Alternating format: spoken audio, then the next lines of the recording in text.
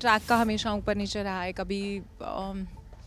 कभी कभी मैंने जब सवाल पूछे तो कभी ठीक से जवाब नहीं मिला, कभी मस्ती मजाक में मेरी बात उड़ा दी गई। मोनिका और मैं इतने अच्छे दोस्त कभी नहीं बन पाए एज सच कि वो मुझे शायद अपनी कोई पर्सनल लाइफ के बारे में बता। कि जनी टाइम पर नहीं आती थी या डिसिप्लिन नहीं थी या फिर वो एब्यूजिव थी। सिद्ध भाई को भी पूछा, मैसेज किया, व्हाट्सएप किया, पर उसका सरप्राइजिंगली कोई रिप्लाई नहीं है मुझे।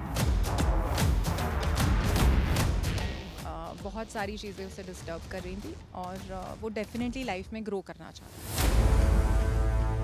हेलो हाय नमस्ते, मैं हूं अंबिका सिंह। स्वागत है आपका टेली मसाला में। आज हम आपके लिए लेके आए एक खास मेहमान को जिन्हें देखने के लिए आप दिन रात तड़पते रहते हैं। तो चलो let's welcome Priya. Hello Priya, how are you? Hi Ambika, how are you? I am good. इतने दिन के बाद आपको देखने के बाद तो मैं तो हाय बहुत खुश हो गई। Thank you. क्या कुछ चल रहा है इन दिनों, क्या कर रहे हो आप? फ़िलहाल एक शो है, गुम है किसी के प्यार में, काफ़ी पॉपुलर शो है, स्टार प्लस पर आता है। उसमें काम कर रही हूँ। ओके। कितना फैंस आपको मिस कर रहे हैं, और इसके ये शो के अलावा और क्या लेकर आ रहे हो आप? अभी तो फ़िलहाल यही कर रही हूँ क्योंकि अभी as you all know I have a son और वो थोड़ा छोटा है, तो बहुत ज़्यादा काम नहीं करना चाह रही हूँ। इतना ही करना चाह रही हूँ कि अपनी पर्सनल और प्रोफेशनल लाइफ को बैलेंस कर सकूँ। जैसे कि प्रिया, आपको एज अ रीता रिपोर्टर लोगों ने काफ़ी पसंद किया है, तो आपका अचानक शो से जाना, मतलब वो फैंस जो है आपके वो डाइजेस्ट नहीं कर पाए, तो मतलब ऐसे अचानक शो छोड़ने का ये डिसीजन आपने क्यों लिया था? मैंने शो नहीं छोड़ा है, बहुत लोग मुझसे सवाल करते हैं। इनफैक्ट डेफिनेटली कोविड के बाद से ट्रैक थोड़ा कम हुआ है, उसके रीज़न्स आसिद भाई ने दिए हैं जो कि उनके पार्ट पे शायद फेयर भी होंगे। और मुझे एज सच उस बात से भी कोई शिकायत नहीं है। But the only thing that has happened is Malav जो मेरे हस्बैंड हैं, उन्होंने 14 साल ये शो डायरेक्ट किया और जब से उन्होंने अपने पेपर्स दिए और नोटिस दिया कि वो इस शो छोड़ना चाहते हैं, बस तब से समहाउ मुझे बुलाया नहीं गया। इन दिनों शो की दो एक्ट्रेसेस हैं जो मोनिका और जेनिफर, आपने तो सारा न्यूज़ में देख ही लिया है। आपके इतने अच्छे फ्रेंड्स हैं वो लोग, जाहिर सी बात है आपको सारी चीज़ें पता है। क्या आपके साथ भी कभी इतना मिसबिहेव किया गया था सेट पर? नहीं, आसिद भाई पर्सनली हमेशा मेरे साथ बहुत स्वीट रहे हैं। सोहेल मेरे साथ बहुत स्वीट रहा है। जतिन को तो मैं हमेशा बोलती हूँ मेरे लिए मेरे छोटे भाई जैसा, ही कॉल्स मी दीदी and he behaves like one. So definitely मेरे साथ इस तरीके से कभी भी गलत नहीं किया गया जिससे मुझे कोई शिकायत हो। मेरे ट्रैक का हमेशा ऊपर नीचे रहा है। कभी कभी मैंने जब सवाल पूछे तो कभी ठीक से जवाब नहीं मिला, कभी मस्ती मजाक में मेरी बात उड़ा दी गई। तो ट्रैक का तो हमेशा ऑन एंड ऑफ इनफैक्ट शादी के बाद से रहा है। लेकिन द ओनली थिंग जिसको लेके मैं अपसेट रही हूँ दैट इज़ कि मालव के शो से चले जाने के बाद मुझे बिना किसी बात के लटका दिया गया है। ना जवाब मिल रहा है मुझे इस बात का कि मैं शो का हिस्सा हूँ या नहीं हूँ। So that is little upsetting for me. I am not surprise but हाँ, बहुत दुख हो रहा है मुझे इस बात का। जैसे कि बहुत सारे कास्ट ने ये भी बताया है कि पेमेंट को लेके काफ़ी इशू होता था, पेमेंट रोक दिया जाता था। क्या आपके साथ भी यही सेम चीज़ें हुई है कि आपका पेमेंट रोका गया था? नहीं, मेरा तारक में थोड़ा सा अलग था। मैं पहले तारक मेहता में डे वन से जुड़ी हुई हूँ।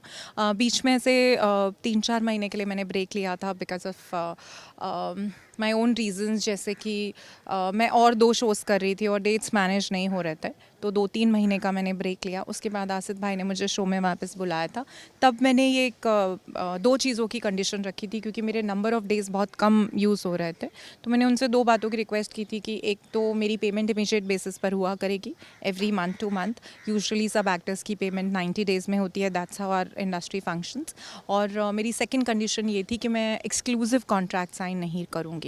तो ये शो की बहुत ही शुरुआत में हो गया था जब मैं जीपीएल से वापस आई थी तारक मेहता में, तो इन्हीं कंडीशंस के साथ आई थी। तो टचवुड मेरे साथ ऐसा नहीं हुआ है कभी।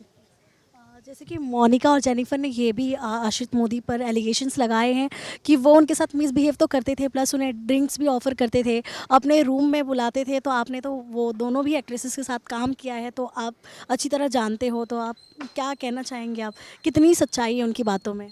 अगेन मोनिका के साथ तो मैंने बहुत ज़्यादा काम नहीं किया है। कोइंसिडेंटली हमारे ट्रैक्स, हमारे कैरेक्टर्स ऐसे थे कि मोनिका यूजुअली यू नो दुकान के सीन्स में होती थी, या उनका बागा भाई के साथ जो कैरेक्टर है बागा का, उनके साथ आता था। सोसाइटी में मोनिका बहुत कम आई हैं एज सच, जहाँ पे मैं होती थी।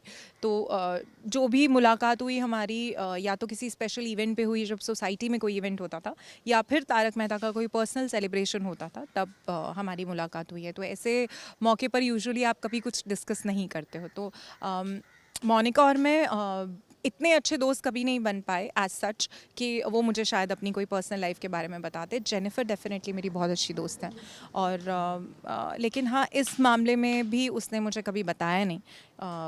तो मैं शुरू से अपनी यही बात कहती आई हूँ कि सेक्सुअल हैरेसमेंट के बारे में मुझे नहीं पता है।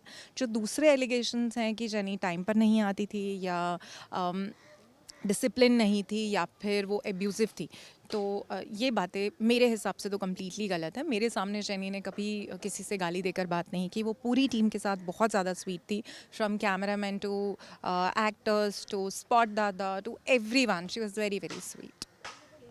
तो जैसे कि आपने कहा कि आपको वापस शो में बुलाया नहीं गया जब से आपके हस्बैंड ने छोड़ दिया है शो को, तो यानी इसका मतलब ये कह सकते हैं कि उनका छोड़ना और आपके कैरेक्टर को वहाँ से निकाल देना, ऐसा कुछ हो गया है? इस बात का जवाब तो मुझे भी चाहिए। मेरे पास भी नहीं है, मुझे भी नहीं पता कि ऐसा क्यों किया गया। ऑलमोस्ट 8 महीने होने आए कि मुझे तारक में नहीं बुलाया गया, और जहाँ तक मुझे याद है ऐसा पहले कभी नहीं हुआ कि इतना लंबा ब्रेक हुआ हो। मैंने आसिफ भाई को भी पूछा, मैसेज किया, व्हाट्सएप किया, पर उसका सरप्राइजिंगली कोई रिप्लाई नहीं है मुझे। मैंने सोहेल से भी कहा था एक बार आसिफ भाई से बात कर लो, तो उसने भी मुझे रिप्लाई में यही बोला कि कुछ क्लैरिटी नहीं है, बट उन्होंने ये भी नहीं बोला कि मैं शो का हिस्सा नहीं हूँ। तो ऑनेस्टली बोलने जाऊँ तो जिस दिन मालव ने शो छोड़ा था, मुझसे किसी ने पूछा था क्या मैं भी शो छोड़ दूँगी, तो मैंने उन्हें बोला मुझे कोई डिसीजन लेने की ज़रूरत ही नहीं पड़ेगी, ना हाँ, क्योंकि समहाउ जो मैं 14 साल में बिहेवियर गैदर कर पाई थी, मैं उसे समझ गई थी कि ये ना अब मुझे बुलाएंगे, ना मुझे निकालेंगे। वो रीटा को रिप्लेस भी नहीं करेंगे, और वो मुझे बुलाएंगे भी नहीं, क्योंकि शायद कहीं ना कहीं ये चीज़ होगी उनके दिमाग में कि अगर मैं सेट पे जाऊंगी तो लोग मालव के बारे में सवाल करेंगे, उसके बारे में पूछेंगे, और मालव शो छोड़ चुका है। सो मे बी उन्हें लगा होगा कि शायद पर्सनल और प्रोफेशनल लाइफ मिक्स हो जाएगी। अ, तो ऐसा कह सकते हैं, मतलब मालव जी ने शो छोड़ा क्यों? इसका जवाब शायद आपके पास तो ज़रूर होगा। जवाब तो है, पर बेहतर होगा कि आप मालव से ही पूछें, क्योंकि ये उसका प्रोफेशनल कॉल था। बहुत सारी चीज़ें उसे डिस्टर्ब कर रही थी, और वो डेफिनेटली लाइफ में ग्रो करना चाह रहा था। Malav is working out on his own production house, so उसे उसके लिए मेहनत करनी थी, उसे कुछ फिल्म्स पे वर्क करना था, उसे उसके लिए मेहनत करनी थी, जो टाइम वो तारक मेहता के साथ साथ नहीं निकाल पा रहा था। क्योंकि 12 घंटे शूट करने के बाद कई बार हफ्ते में 3 से 4 बार ज़ूम मीटिंग्स होती थी, राइटर्स के साथ डिस्कशंस होते थे, तो वो बिल्कुल भी अपने इस काम के लिए टाइम नहीं निकाल पा रहा था। और अब उसे ऐसा लग रहा था that as he has turn 40 and he would like to move ahead and do more in life.